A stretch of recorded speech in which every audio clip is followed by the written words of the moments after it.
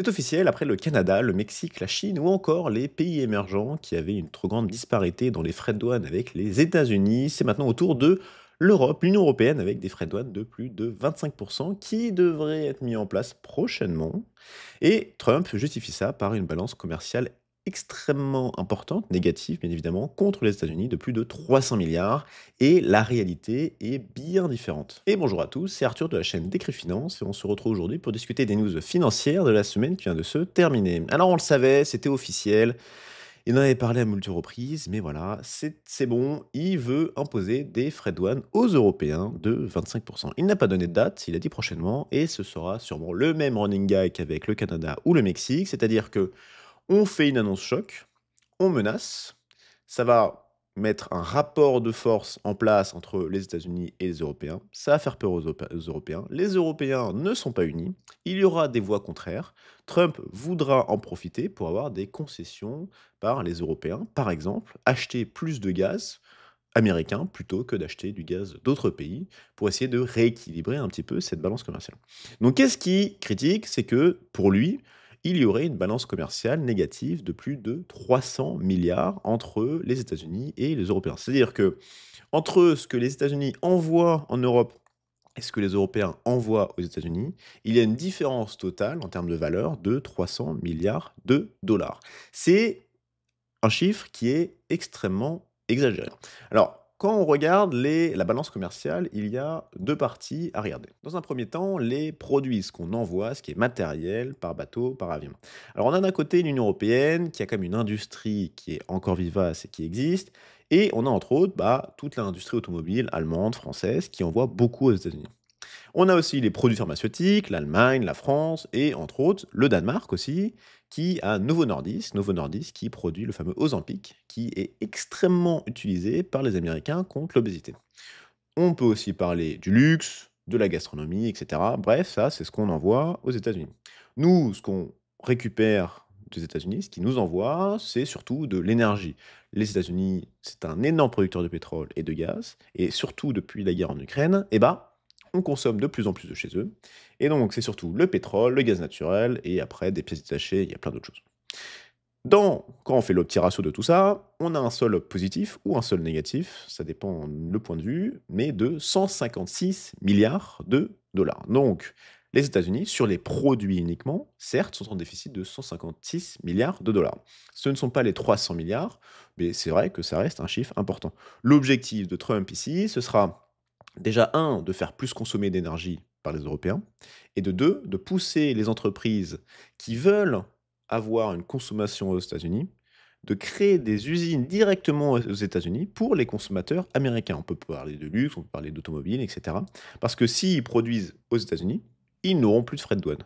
Donc ça, c'est un petit peu les deux côtés que Trump voudra développer, et donc les concessions vis-à-vis des Européens. Mais il y a une autre balance à prendre en compte dans la balance totale, c'est pas seulement les produits, mais aussi les services. Les services de conseil, les services financiers, bref, les services. Et là, la tendance, elle est totalement inverse. Il y avait un article de l'AFP que vous pouvez retrouver sur TradingView, les échanges commerciaux, donc qui résume déjà les échanges de produits. Et on retrouve un petit peu ce déséquilibre de 157 milliards en faveur de l'Union européenne. Mais si on regarde les services, là, c'est totalement différent. On a, l'Union européenne, un déficit commercial de plus de 76 milliards de dollars vis-à-vis des États-Unis. Donc la finance, les conseils, et on peut parler, et c'est l'exemple qui est cité, avec l'Irlande, qui est une énorme place pour les sièges sociaux américains pour faire de l'optimisation fiscale. Et tous les flux sont reversés directement sur les maisons mères aux États-Unis, et donc ça crée un déficit très important. Donc si on fait un petit peu la somme de tout ce beau monde, on a entre les estimations, hein, entre un déficit commercial de 50 milliards et de 100 milliards vis-à-vis des États-Unis, aux États-Unis vis-à-vis de l'Europe. Donc c'est beaucoup moins important que les 300 milliards annoncés, c'est beaucoup moins important que les 300, entre 300 et 400 milliards de déficit vis-à-vis de la Chine. Et je pense que c'est important de garder l'Union européenne en tant que partenaire. Oui, certes, essayer de lui vendre plus d'énergie, essayer de développer son industrie, mais est-ce que c'est une très bonne idée de mettre en place des frais de douane aussi importants alors que le déficit n'est pas si important que ça? On verra bien les news et les négociations qu'il pourrait y avoir, mais c'est sûr qu'il va y avoir que ces annonces-là de 25, il y a des chances que ça soit pas mis en place et on aura des updates dans les prochains jours. Toujours aux États-Unis pour essayer de développer son indépendance vis-à-vis de la Chine, qui est le grand ennemi de Trump, c'est pas la Russie, c'est la Chine. Et bah, c'est toute la question des terres rares. C'est vrai que pour l'instant, la Chine a un monopole sur les terres rares. Alors, ils ont un monopole sur les terres rares, ils ont un monopole aussi sur le développement et la construction d'appareils électroniques, étant donné qu'on a tout délocalisé là-bas. Mais le nerf de la guerre, c'est quand même le matériel de base, les matériaux qu'on va utiliser, et c'est ce que les États-Unis veulent essayer d'avoir. Alors, ils ont remis en route la seule mine de terres rares qu'ils ont sur leur territoire il y a quelques années. Et en plus de ça, eh ben, ils lorgnent sur les ressources des autres. Et donc, dans l'accord potentiel de paix entre l'Ukraine et la Russie, il y aurait un partage des ressources de terres rares de l'Ukraine. Des dernières estimations, l'Ukraine aurait 5% des ressources mondiales de terres rares. Donc ça permettrait aux États-Unis d'avoir un accès direct à des terres rares pour pouvoir développer encore plus leur industrie sans dépendre des approvisionnements de la Chine et donc du bon vouloir de la Chine dans cette guerre commerciale qui devrait arriver. En plus de ça, on a bien évidemment le Groenland qui n'est pas du tout utilisé pour l'instant. Le Groenland, État autonome et associé au Danemark. Et donc, c'est tout ce problème entre le Danemark, le Groenland, les États-Unis. Je ne pense pas que les États-Unis vont aller faire la force au Groenland. C'est plutôt un effet d'annonce pour faire peur et potentiellement avoir un peu plus de poids dans le rapport de force, par exemple, sur les balances commerciales. C'est tout un art, je pense, du business. Il n'y a pas forcément d'envie d'aller d'aller prendre le Groenland. Mais on ne sait jamais. Avec Trump, ça bouge beaucoup. Et de toute façon, c'est les États-Unis de développer ce secteur-là pour être les meilleurs, les plus forts et ne dépendre de personne. Un des premiers impacts très concrets qu'on peut voir de cette politique du rapport de force et des frais de douane très élevés, c'est la fébrilité des bourses mondiales et aussi beaucoup des crypto-monnaies par rapport à cette instabilité, à ce chaos géopolitique, économique qu'on peut avoir. On a ces peurs d'avoir une croissance moindre du fait qu'il y aurait moins de ventes, moins de croissance à cause des frais de douane, mais c'est surtout le chaos et ne pas savoir sur quel pied danser qui fait peur. Et donc on a les cryptos, très volatiles par essence, qui sont très liés aussi à Trump et quand Trump fait des annonces très fortes qui peuvent aller à l'encontre des marchés, et ben les cryptos baissent encore plus. On peut le voir sur les derniers jours, dernières semaines, ça baisse très fortement. On est arrivé à des niveaux qu'on n'a pas connus depuis des mois. Et aussi, ça peut être expliqué par des cercles vicieux. Alors, on a d'un côté les leviers avec les futurs, où on peut prendre des leviers à la hausse, et quand ça baisse, les gens sont liquidés, ça crée encore plus de baisse. Mais on peut aussi le voir à quelque chose qui n'existait pas trop en 2021, beaucoup moins, c'est la place des institutionnels dans le marché.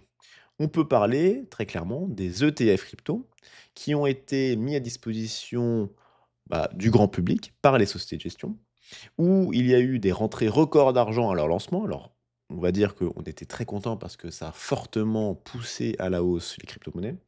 Mais étant donné que les cryptos sont liés à Trump, beaucoup d'annonces très fortes de Trump qui peuvent faire peur. En plus de ça, on a une baisse du marché crypto. Les gens ont plutôt envie de sortir quand ça baisse, pas forcément le bon réflexe, mais voilà.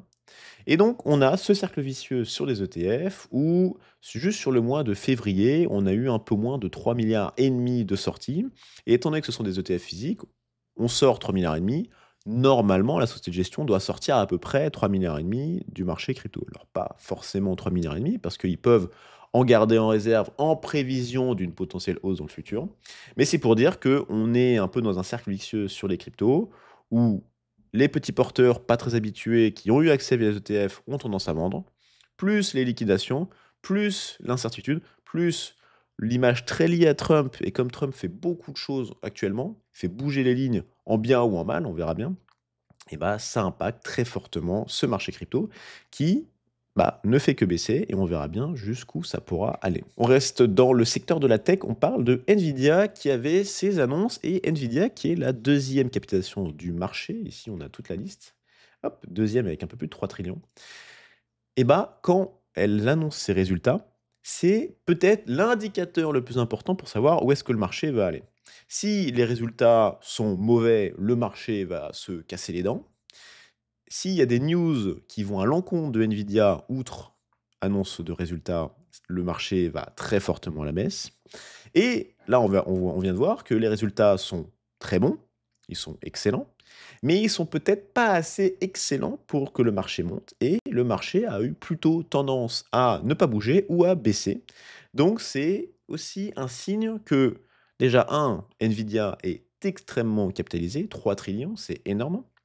Que le marché, pour vraiment vouloir acheter du Nvidia, attende pas seulement des très bons résultats, mais des résultats exceptionnels, ce qui était un petit peu moins le cas.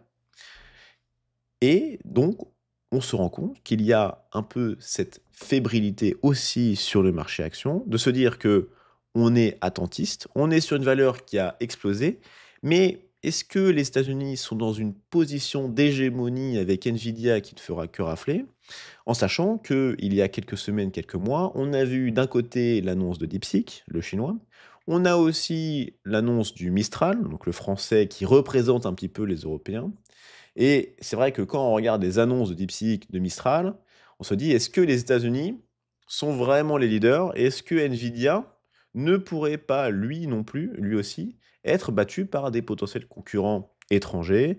Alors on avait une annonce de DeepSeek cette semaine qui dit que théoriquement, ils auraient un profit margin de 545 sur ces modèles IA, ce qui est énorme si on compare avec OpenIA qui a ChatGPT, qui avait du mal déjà à générer du cash.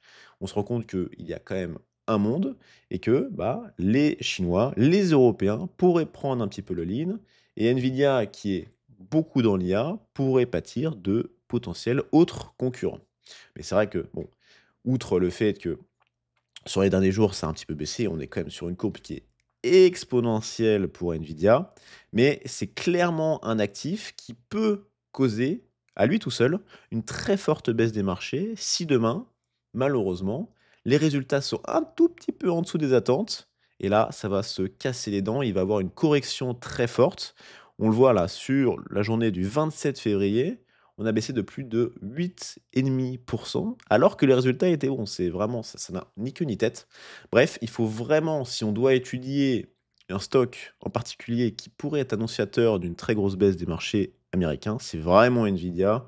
Et on le voit bien, hein, c'est toujours un événement quand il annonce ses résultats. Revenons un petit peu à la France avec, il y avait l'annonce de S&P sur sa petite réunion, sur la notation financière de la France. Alors, avec tous les problèmes qu'on peut avoir sur le budget. Bref, alors le budget a été voté, il est passé un petit peu au forceps. Et à chaque fois, les agences de notation ont plutôt tendance à nous faire baisser la note. Et donc là, on est chez Standard Poor's, dernière décision le 28 février 2025, donc vendredi. On est passé en perspective négative.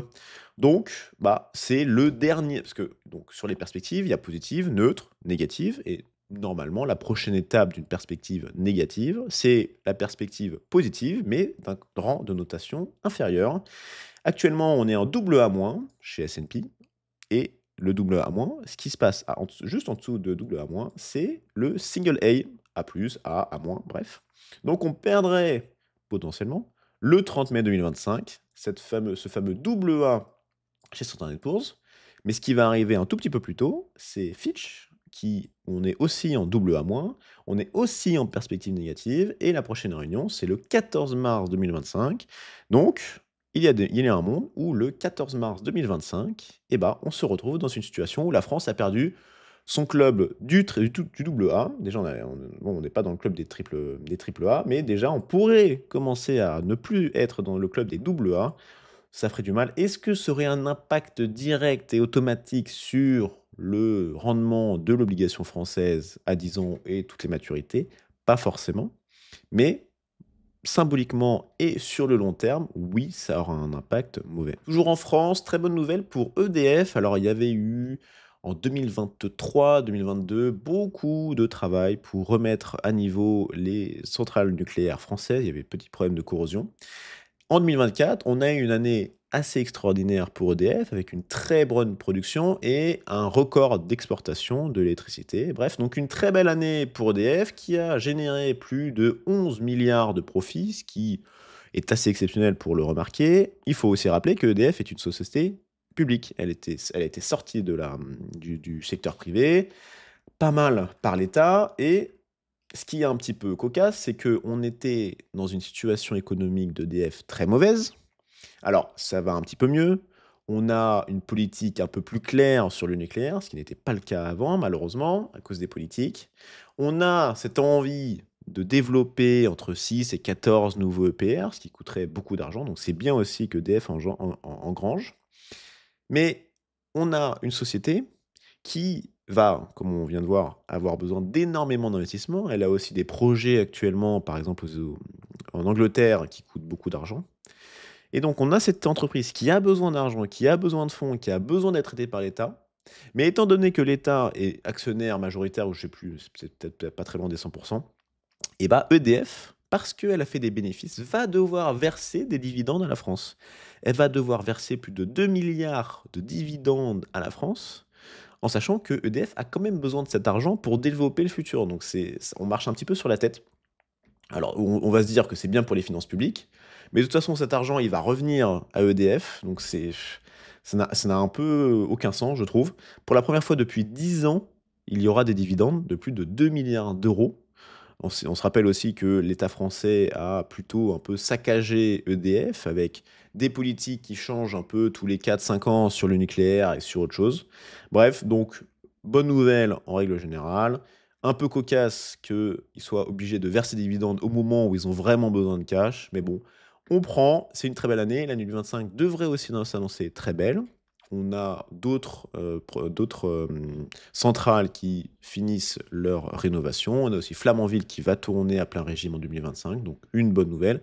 Et dans les prochaines semaines, ils devraient aussi annoncer beaucoup plus de précision sur les prochains travaux d'EPR français. Je voulais conclure avec peut-être la coqueluche des actions françaises, Air Liquide. Air Liquide qui est un géant des gaz industriels. Alors, il n'est plus premier depuis la fusion de son concurrent Linde et de Praxair. Linde allemand, Praxair et américain en 2019. Donc, depuis, il n'est plus numéro un, mais il a envie de le redevenir. Et donc, Air Liquide, coqueluche, ça ne fait que monter, ça surperforme le CAC 40, des très beaux dividendes. Son actionnariat est possédé à 34% par des particuliers. Donc, c'est vraiment, quand on est un petit investisseur français, on a envie d'avoir du Air Liquide dans son portefeuille. Ça monte, il y a des dividendes, bref, on aime bien. Et Air Liquide a des très bons résultats. Mais c'est des très bons résultats, mais ils n'arrivent pas à rattraper la capitalisation boursière de Linde en bourse. On a un multiple, un PER sur Air Liquide de 12,7. Donc on prend les l'EBITDA de Air Liquide, on fait x12 x7, ça nous fait la capitalisation. Contre Linde, 18. Donc il y a vraiment cette petite différence. Différence qui peut être expliquée par déjà, la part de marché qui est un petit peu plus importante chez Linde, mais aussi et surtout par la marge opérationnelle qui est réalisée par Linde par rapport à Air Liquide. La marge opérationnelle de Linde est d'à peu près 30% quand Air Liquide est à 20%. Donc on a ce 10% qui pâtit un petit peu à Air Liquide, et avec les très bons résultats d'Air Liquide, les derniers par exemple, Air Liquide a vraiment envie d'améliorer cette marge opérationnelle d'ici à quelques années de 2 points, donc 200 points de base ou 2%, pour essayer de revenir à 22%, 23% de marge opérationnelle, et donc rattraper ligne 2 petit à petit, petit à petit. Bref, normalement, il y aura toujours des beaux jours pour Air Liquide, qui aussi se prépare à la transition énergétique, avec par exemple de l'hydrogène vert. Bref, très belle société qui ne fait que monter en bourse, ça va tout droit depuis 2021, ça fait depuis très longtemps, hein. Je peux dézoomer. Hop, je dézoome, ça ne fait que monter. On était en 2000, on était à 15. Hop. Et là, aujourd'hui, on n'est pas très loin des 180. Donc, très belle entreprise. Les dividendes ont encore été annoncés, plus de 13% d'augmentation sur les dividendes. Alors, les dividendes, c'est une bonne et une mauvaise chose. C'est une bonne chose pour les personnes qui achètent l'action parce qu'ils vont récupérer de manière récurrente du cash frais qui augmente en plus au fil des années, donc ça c'est plutôt bien. D'un autre côté, il faut aussi se rendre compte que quand une entreprise verse un dividende, eh ben, ça va faire baisser la valeur de son stock en adéquation à ce dividende. Au moment où le dividende est lâché, hop, le stock baisse de la valeur du dividende qui est versé.